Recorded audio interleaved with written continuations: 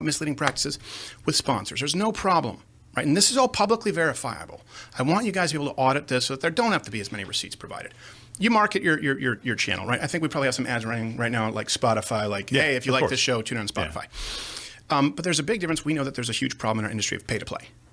Now, you can do that. That's fine if you want to grow your numbers. But what is that? So pay to play means that you can buy views, right? You can pay to play. You can run your video as a pre-roll ad, and people see that number.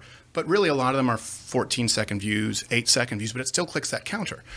The closest apples to apples comparison that you could do right now is you could go out and take, like, let's say, not this controversy because there's cross-pollination, but Ben Shapiro's a huge show. Of course he is. But go take some videos there right now that have 1 million plays. Go month after month. Take a bunch of them. Look at the likes. Look at the comments. Take videos from my channel. It's comparable plays. Take them with 800,000, 600,000 plays because we've converted them a lot to Rumble. Look at the likes, look at the comments. It's startling because it's a lot easier to buy plays than it is to buy likes and comments. That's not a problem. Wait, are you saying that the Daily Wire is buying views for their content? I'm saying that they run the videos. This happens not just Daily Wire, to be clear. Stop Big Con is designed because it's an entire industry. And what happens is, yes, these views get inflated. There's nothing wrong with running ads to increase the video count. The problem is this. When that is used to then go out and set sponsorship rates. And then this is what happens with creators. When you sit down with sponsors, and these are hard-earned dollars, right? A lot of them are mid-sized companies. You run them on this show and they say, yeah, but you know what? We didn't get our money's worth, and this person is the #1 show, because they go out and they say that they have these numbers. Hey everybody, welcome back to Comic Crow, and I want to talk about this whole thing going on with Daily Wire and Steven Crowder. Now that we've actually had the Timcast episode come out, I really wanted to see what he had to say. I was really hoping that there would be some genuine answers to a lot of the questions, and I think that there's just been a lot more thrown on the table. And also, Crowder has put out there that Daily Wire is engaging in super unethical practices, like, for instance, buying fake views so that they can deceptively inflate their ad rates. Now, according to him, this is something that all these different people do.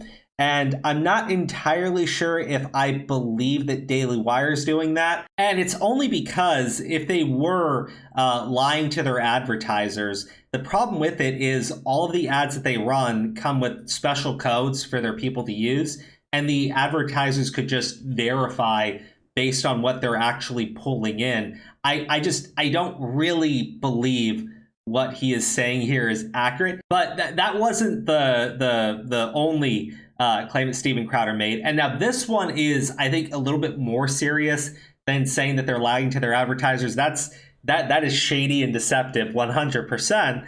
And I think Daily Wire is going to be tempted to respond to that. Which if I had to be honest with you guys, and I already know the first video I put out on this subject, I lost like 10 subscribers. So I know I'm in the minority opinion on this one. But at the exact same time, if you look at any of the content we do on this channel, I'm very skeptical. I'm skeptical of most things and most people. And even if it's someone that I really like and respect, and I did respect Steven Crowder, I really did. The Change My Mind segments, I think, are some of the best content you will find, politically speaking, on YouTube. But after watching him on Timcast, I think I'm more against the guy now than I was before, because if I were going to set up a scheme to start drama in order to grow my own brand and grow my subscribers and everything, I couldn't think of a better way of doing it than flat out saying, hey guys, they're deceptively buying views and inflating their ads. And also this. You go to the Daily Wire, they say, here's a term sheet. You go, whoa, this is crazy. Right. Hey, you can't do this. The Daily Wire then says, all of a sudden, not also, but a few months later, Crowder registers Stop Big Con. Then he calls and secretly records Jeremy. He was setting us up.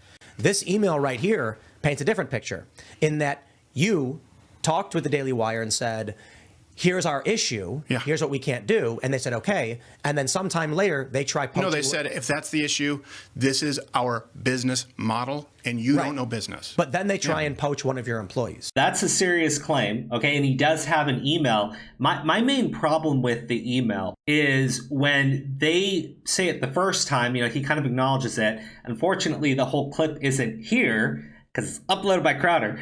But later, he gets asked again, and Crowder goes, oh, I'm not familiar with the timeline. And then I think it's about a minute or two after that, he says, well, it could have been a mistake. And I'm like, man, that's this is kind of a very serious thing that you're accusing Daily Wire of engaging in. And you don't actually know the time frame and you're saying it could have been a mistake. I personally don't know what to think there. I think that if Daily Wire tries to do a business deal with somebody, the business deal falls through, and then they turn around and they try to poach an employee, that is serious, okay? That is very serious. And if that's exactly how it happened, I think Steven Crowder is 100% in the right to be extremely pissed off at Daily Wire. My problem is, with like a lot of the stuff that he's presented, he's not giving us the full details. We don't actually know the time frame. And then after bringing this up and after everybody reacts to it, he goes, well, it could have been a mistake.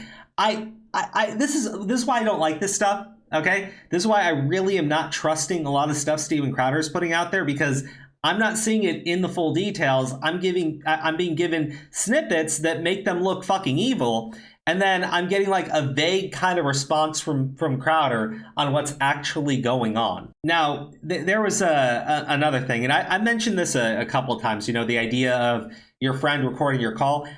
Let me try to phrase this in a way that I understand where like the Crowder base is coming from. Yes, this is a business deal. Okay. Yes, they are friends. All right. As somebody who has negotiated my own contracts and negotiated contracts on behalf of my company, my corporation, I can't name a single time in which somebody was recording our conversation or a single time in which I was recording the conversation. That's not a standard business thing at all. At fucking all. If Crowder had said, hey, they tried to poach my employee, okay, after I declined business dealings with them, so that's why I recorded the call, that would have made more sense to me. Okay, that's not what he does though, all right? Let me play it in his words, and I'm going to give you my perspective on it and why I really don't trust what he's saying here. That you're a bitch, and you had the opportunity to clear it in because it was verifiably untrue, which now no one is arguing. Would you do it? How else would people switch from, it was about a $50 million salary to, recording a phone call?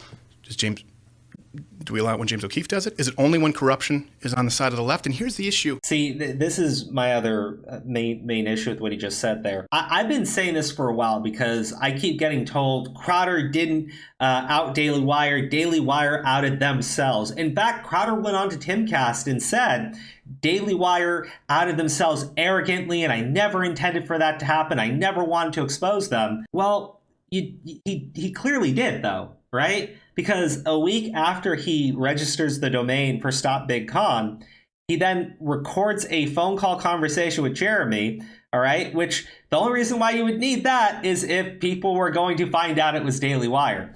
Again, in his first video, he said the company did 4 to 5 live ad reads.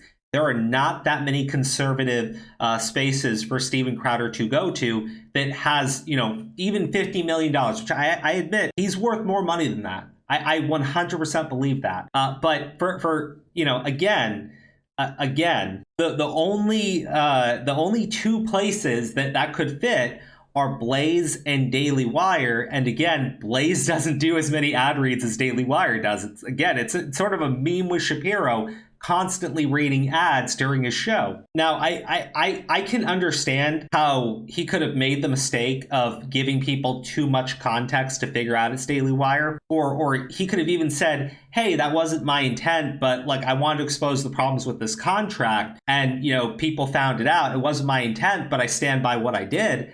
I would have respected that. I would have 100% respected that. Unintentional, but hey, he wanted to expose what was going on the contract. But he didn't do that. He goes on there and keeps talking about how, Daily Wire outed themselves. They outed themselves. I never intended for it to happen. I'm like, the level of dishonesty with that statement is just so apparent to me, right? And I can listen to all the fanboys and all the fangirls tell me repeatedly over and over again that no, he didn't do it. But man, he clearly fucking did, and he should have just owned it. I don't play this game where people try to pretend that they are the most morally righteous person out there, okay? Ben Shapiro is not. Steven Crowder is not. None of these people are. Now, there's the other problem that, and this is my main thing when it came to him going after Daily Wire this way, was the idea that, Stop Big Con was in league with big tech. Those were Crowder's own words, that they are bowing to the whims of big tech censorship. But the problem with that is, by his own logic of what he calls bowing to big tech censorship, Steven Crowder does the exact same thing. Right. We've talked about this. Like, you built your career on YouTube is the argument that people use. Right. Last 3 years unmonetized. It's like, yes, we're trying to speak the most truth to the greatest number of people possible. It's not, we can't just all have behind the paywall honest conversations. Right. Because then you don't affect people at the biggest possible, tech company out there. Yeah, it's not so lost do on us. that. See, this is kind of what I mean. We all know that YouTube is kind of a requirement. Even if you hate YouTube, and I really hate YouTube, it's sort of a thing, right? YouTube does have the biggest reach. There is no getting around that. We can talk about promoting Rumble, and I do think more people should promote Rumble. I think Rumble is probably the only real alternative you have to YouTube, but Rumble just does not have that same audience. It doesn't have the same reach. And yes, I do think that Crowder is right. Daily Wire should be promoting alternative platforms like Rumble far more than they are. Because I don't, and let me just put it like this, I don't think Daily Wire is promoting Rumble at all, and they should, okay? But there is no denying that as a content creator, you want to be on YouTube, even if you're demonetized like Steven Crowder is, you want to be on YouTube where you have the biggest reach, and then you're able to push that audience towards the other platforms like Rumble and towards your paywall, right? Because there's plenty of content that Steven Crowder does on his own site, right, that would get him banned instantly on YouTube. I understand why, Crowder doesn't want to assume any of the risk if he's working with Daily Wire, and I can understand why Daily Wire wouldn't want to assume all of the risk by working with Steven Crowder. This here, though, just tells me Crowder understands you need to be on YouTube. YouTube is the platform. He just doesn't feel like he should assume any of the risk if he's working with Daily Wire. That's a business relationship should be beneficial for both parties. I understand Daily Wire is trying to get far too much out of the deal, but Crowder basically wants to be on a contract where he assumes zero risk whatsoever. He has guaranteed pay. I just don't think that that's a good thing. I don't. I mean, it's good for him. I don't see how that's good for Daily Wire or really any other corporation, if we're being honest. Kristen Baker says, will Crowder's company pay his creators guaranteed big money regardless of the revenues they bring in while they let their freak flag fly? Time out. I don't agree with the premise. Nobody said. Yeah, I don't agree with that premise either. But that's the problem. When I heard what Crowder was saying, I assumed that that's what he was advocating for. Right? That you will pay people and you will not dock them no matter what. Well, clearly they disagree. I understand what he's going to say. Well, there's still things. Yeah, Daily Wire feels the same way. Okay? Crowder feels the same way. Everybody feels the same way on this one. There are certain things that you literally cannot do on YouTube. All right? Period. There are things that you literally cannot do on YouTube if you want to exist. It sucks. I disagree with it. Crowder disagrees with it, and I'm sure that everyone at Daily Wire disagrees with it. But the rules aren't fair. Life isn't fair. You kind of have to play the hand that you're dealt. And while I do respect Crowder saying things like, hey, you need to go to Rumble, you need to go to Rumble, you need to promote these alternative platforms, yet he can do that without driving this massive schism in the conservative space and telling everybody that one of the biggest outlets out there that's affected real, actual change is actually secretly in league with big tech, and you can't actually trust them because they're going to censor you. Like, what? This is dumb. This is what I mean by this whole drama. This whole situation is really dumb when I keep looking at it. And I'm going to play this clip in full. I understand that there is some context here that this was a few years ago before you even had Rumble around. But at the exact same time, Crowder is telling people, or he's telling people right now, Daily Wire needs to push back against YouTube. They need to push back. They need to tell them no. They need to stand up against these rules. But, over here, apparently he agreed to YouTube's rules when they called him to stop selling something off the fucking platform. right? Like, that's something where I would assume he would have gotten his lawyer involved immediately, because that has nothing to do with YouTube. But Crowder was willing to agree to YouTube's demands. I'm going to play this clip in full because I want to hear the whole thing again. Coming back to you time and time again, you know, if you did what company X, if you did what company, meaning big conservative companies who have meetings with them, if you did that, we might be able to get you remonetized or at least not suspended. And that's what, I mean, this is the thing. Is there any examples you could give us about key issues specifically about that? Yeah, anything relating, you know, back in the day on trans issues. You know, for example, we had a character like we did for a long time. Trenny Bane was a character that we did. It was Bane Dark Knight series, and the whole idea was an uprising, you know, Arkham Asylum against YouTube. They said you can't do that anymore. There was one where they said you can't sell off-site the socialism shirt that we had, which wasn't even on YouTube. The socialism was for fig shirt. You don't want to know the funny story about that? I've never seen John laugh so hard. Was we started selling on the website because it's socialism is for figs. It's a play on words. You may not like it, but people also need to know Che Guevara executed gays, right? This is a guy, when you wear a Che Guevara shirt, you're wearing a Hitler who was less successful in being charismatic and duping people. Not saying Hitler was successful. I'm saying he was a genocidal maniac. So, of course, we're mocking him. YouTube says, well, you can't do that. That shirt is hate speech. It's off the platform. So what we ended up selling at the Crowder shop was a mystery box. And I get a call from one of the most senior executives at YouTube, and I go, what? They go,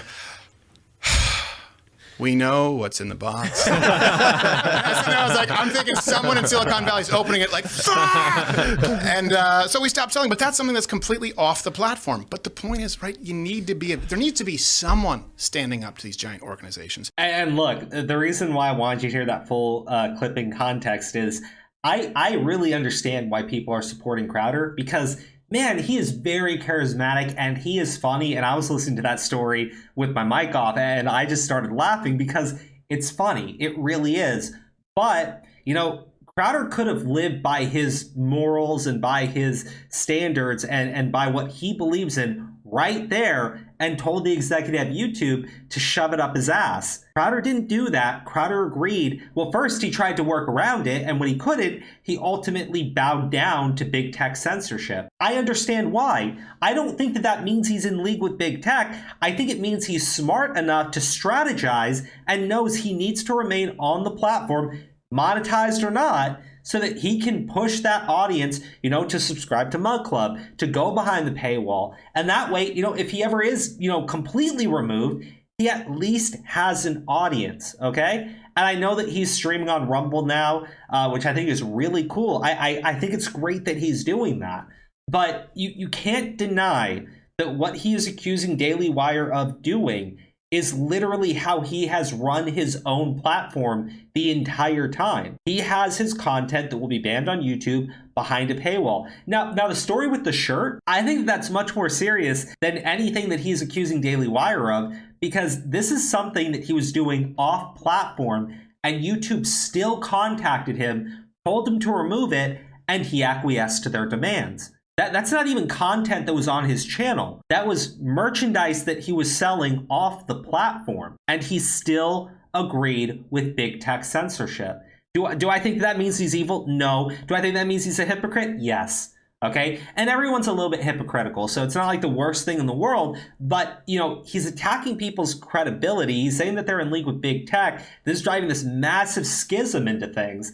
And it's like there's a complete and total lack of self-awareness. And I've heard all of the cope on this one, okay? I've heard all of the cope on this one, and nothing justifies what Steven Crowder did here based on what he is accusing Daily Wire of doing. It is absolute hypocrisy, and I think that it does need to be called out. I think Crowder is in the wrong here. As funny as I think he is, as charismatic as I think he is, as much as I think Shapiro is kind of a fucking cuck, Crowder's clearly in the wrong here. There's something else that came up, and I got corrected on Twitter, because I love jumping into arguments and just going back and forth with people.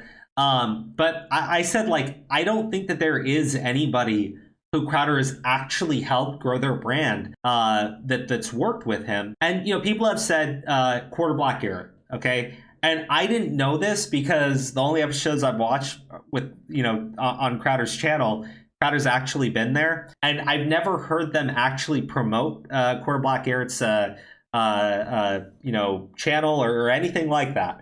But somebody did say, like, a couple of months ago, he was actually hosting on the show when Crowder was gone, which I'll admit that's actually, I have not seen him do that, okay? I saw Spez come and go, Not Gay Jared come and go, and I saw Quarter Black Garrett come and go.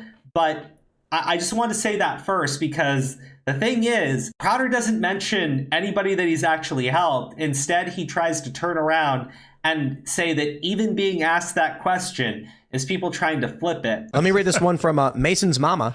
Tim is not asking the hard questions. Crowder lacks integrity. Name one creator Crowder launched. He has done the exact opposite. Not Gay Jared, Sven. Yeah, they were on the show early on. We've had plenty of people who work on the show and then move on. That happens across the board. I mean, I'm not, again, you don't have, we used to talk about this where we used to have pride in like this super, super high retention rate where no one would leave. But then we realized that like people, sometimes it's just not always the right fit, and people can go on and do something that they're more happy with. Again, we did a whole send-off with Not Gay Jared. We've had other people too who've been on. Sometimes it's amicable, sometimes it's not. Sometimes there's issues. But in Not Gay Jared's case, the guy left, and I wish the guy the best. He tweeted it out. So again, this is the problem, right? This is the problem with people gaslighting. It's a tactic of the left, and there's going to be 4-on-1. It's going to happen no matter what. I'm calling it now, just like I called what was about to happen.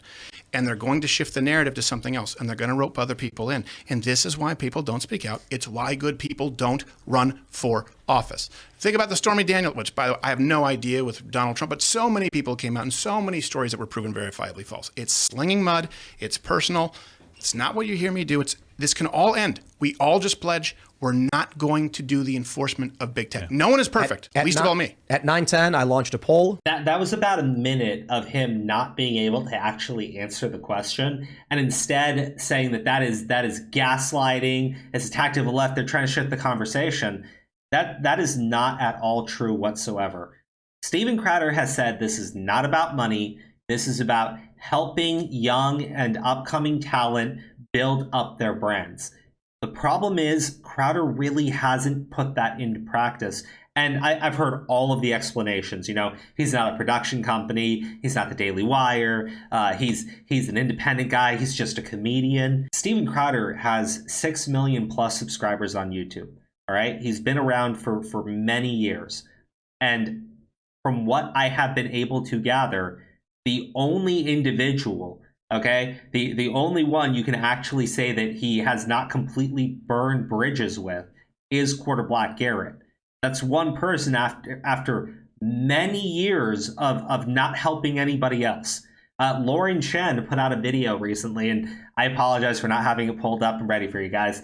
But Lauren Chen put out a video talking about the situation with Daily Wire and Steven Crowder and her business dealings with both groups. According to her, Daily Wire lowballed her. It was such a lowball that she didn't counter, even though Jeremy Boring reached out to her and said, hey, we're kind of expecting you to counter. And you know, Steven Crowder gave her a really attractive offer, but it required her to move to Texas, so she chose to work for, I believe it was Blaze TV. And she said that because she did that, Crowder took it personally, and Crowder cut off all contact with Lauren Chen. That's not helping somebody grow. That's not seeing another conservative out there with good ideas and helping them grow their brand or even communicating with them. So I think it's a completely fair point to bring up that the guy who's turned this entire thing, Stop Big Con, I'm exposing him, I'm driving this massive fucking wedge into the conservative movement. I mean, it speaks volumes to me that the guy has only seemingly helped out one person that's actually worked with him. Everybody else is just dead to him. And he even brought up Not Gay Jared, which I thought was funny because Not Gay Jared is under an NDA. He can't talk about any of his time working with Steven Crowder. But, you know, if you go to his Twitter, he's liking all the stuff that's against Steven Crowder. So obviously they didn't leave on good terms. And Not Gay Jared apparently has stuff that he wants to say, but legally cannot. That doesn't make Crowder look good. That doesn't make Crowder look like he actually cares about helping people grow their brands. I mean, let's be honest, it makes Crowder look more like what he's accusing Daily Wire of doing. Not signing the contracts, but, you know, locking people up and restricting what they're allowed to say. I mean, that's literally one of the things he's accusing Daily Wire of. But he's doing it to somebody else. Oof, I almost forgot to even bring this one up, but I thought that this was actually really funny. Crowder said that there was no counteroffer, but his agent may have asked for more money, right? Because an agent isn't acting on your behalf. Rip to all the simps who fell for this. Yeah, look, I'm gonna play a part of this because it's a 3-minute clip, and I'm not gonna go through the entire thing. I'm just gonna go from the start of this where he is firmly denying that they ever made a counteroffer, to when he then finally admits that, well, his agent may have sent over a counteroffer. Well, let me speak on this first, okay? And then we'll jump into the next thing. But Crowder's agent does act on his behalf. I cannot think of a single time where the agent would go to Crowder, say, hey, they offered this much money. So I countered and I told them that you want $120 million for 4 years. That wouldn't happen, okay? The agent would discuss it with Steven Crowder, or at the very least would tell Steven Crowder what's going on. For Crowder to go on to Timcast, firmly keep denying that happened, and then turn around and go, oh, actually, I think my agent, I don't really know the timeline. Crowder doesn't seem to actually know a lot of things when he goes on to talk to Tim Pool, when he's accusing Daily Wire of certain things. He doesn't actually have specific details. He can't remember the timelines. Everything's super foggy. But, he can accuse them of being outright heinous. This here, though, to me, it tells me Crowder knows that he told his agent to go get more money, okay? I don't know if he discussed the actual number with his agent, but it seems very clear that when he is saying that, they presented the offer and they told Crowder they wouldn't negotiate, this is how they do business, go fuck off, he's lying, okay? I don't know any other way around that. It really sounds like he is flat out lying. Everybody can know my bias. The reason that really bothered me is because I run a company. I know how much money we make. And there are people who assume that revenue equals money in your pocket profit. And it's like, no. If they're giving him $50 million, it sounds so wonderful. They're assuming you're dumb. They're treating the audience like they're dumb. Again, well, no. A lot of people don't. But here's the thing. Understand this. People don't understand because they're assuming that you won't go and do research. Look, $50 million basketball money versus $12 million. If let's say Marvel says, I don't know, the new Thor movie is $200 million, is that Hemsworth's salary? It's that simple of an analogy. Yeah. But the issue here, and I'll let Gerald kind of talk about that more. The issue here is I think that these people at Daily Wire, they've said that they're very business savvy. They're running a business. So, are they very business savvy? Are they dumb and don't know that $12.5 million a year for an entire production house is what we're actually looking at? Or are they lying when they say it's basketball money and $50 million salary? I think Candace Owens at one point got up to 140 or something. I don't so really. You said you wanted $30 million a year or 140 And the million. only reason people know that's not true, and you've seen the transcript, you ever see me once say, hey, it's about more money? There was never an offer sent after I said, look, it's a non-starter if you don't change these terms, and please tell me that you're not doing this with other people. There was never anything after that where it was, of course the non-starter is, I can't do 5 live reads because we do commercials. I just want to ask one specific question because a lot of people are bringing this up and they're accusing you guys of only exposing them after they turned down your counteroffer. Is that true, or can you add more information to that? Yeah, I don't know why they're saying the timeline that he kind of gave was completely inaccurate. Yeah, there was never any counter offer from us. What Steven said was basically, look, guys, these are the terms that we have a problem with. Right. And if I don't care what the contract says dollar-wise. If these terms are in there, that's bad, and you need to start again. This has to be pulled out. So there was no counteroffer because I'm seeing a lot of you guys say there was the agent. I think my agent. They sent this term sheet. The agent said, "Well, if you're talking about 100% ownership, by the way, in perpetuity." Now, I'll be honest with you. I don't think I really need to play this clip. It's just Tim Pool saying that he had a business offer from Daily Wire. He didn't like it. He didn't like the way they did business, so he told them no. But also that Jeremy Boring was completely amicable with him, and that the two of them are going on to work on other projects together.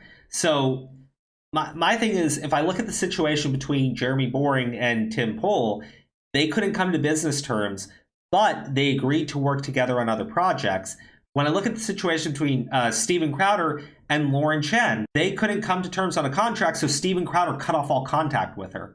That says to me that Daily Wire is actually interested in helping people grow their brands, because again, Tim Pool has also said on his show that Jeremy has been willing to just give him advice, talk to him when he's having issues, and that is clearly somebody who's interested in helping people grow. I literally cannot find people to say that about Steven Crowder. The person that blew out a business deal with him, they're dead to Steven Crowder. Spez, dead to Steven Crowder. Fucking not gay Jared, dead to Steven Crowder. The only one who's not dead to Steven Crowder is Quarter Black Garrett, and I really don't know what the relationship is, because apparently the only time he was on Crowder's show, Steven Crowder wasn't there. So I don't know, but this does not look like a guy who actually cares or has ever cared about helping people grow their brands. But anyways, guys, I want to know what you think in the comments section, because again, I understand I have the minority opinion on this one. I actually respected Steven Crowder, okay? Again, I will say this as many times as I need to. Change My Mind is probably one of the best segments that you will find on YouTube, especially when it comes to politics. However, part of Change My Mind was learning to think critically and being able to ask people questions and actually challenge them on it. And, you know, what I've seen with this entire back and forth is there is a complete and total lack of any ability to think critically. There really is. People are just, I like these people more, so I'm going to go support them, or I like this person more, so I'm going to go support them. I think that's just idiotic. I think it's stupid. I think that people are just digging their heels into the sand. I think that, again, a lot of that is because Steven Crowder chose to do this, so I guess ultimately I can hold him responsible. Again, as I said at the start, with Steven Crowder saying, hey, they attempted to poach one of my employees. Hey, Daily Wire's lying to advertisers to deceptively inflate their ad rates and hurt their content creators. Well, I mean, let's be honest. Daily Wire is going to have to respond to that, okay? Because those are two pretty serious claims.